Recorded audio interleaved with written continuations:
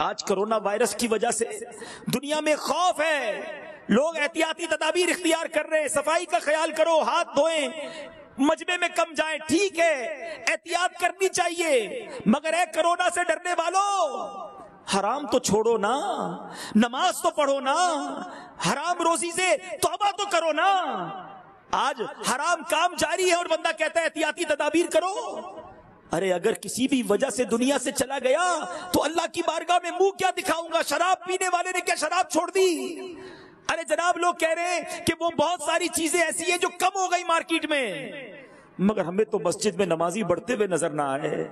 مزہ تو یہ آتا کہ ہمیں یہ اطلاع ملتی کہ مارکیٹ میں قرآن پاک ختم ہو گئے ہیں، ہر بندے نے گھر والوں کے ہر فرد کے لیے قرآن خریدا کہ خدا نہ خواستہ کوئی وائرس نہ آ جائے، اور اگر وائرس میں دنیا سے جانا ہی ہے تو تلاوت کرتے کرتے دنیا سے جاؤں۔ ارے سبحان اللہ، احادیث کا مضمون ہے جو قرآن پڑھتا ہے وہاں فرشتے نازل ہوتے ہیں، تم قرآن پڑھنے لگ جاؤ اللہ ہر قسم کے وائرس سے بچا لے گا۔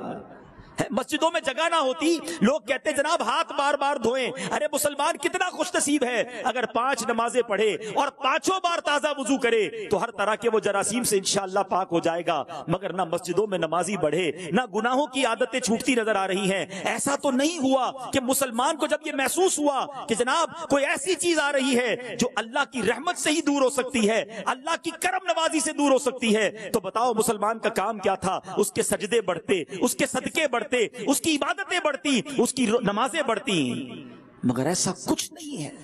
خدا را اللہ وحدہ لا شریک چاہے تو یہ چند منٹوں میں ساری دنیا سے یہ وائرس ختم ہو سکتا ہے۔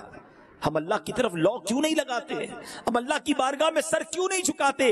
ہم اس کی بارگاہ میں توبہ کیوں نہیں لاتے؟ ارے کرونا سے بچ بھی گئے، موت سے تو نہیں بچیں گے نا۔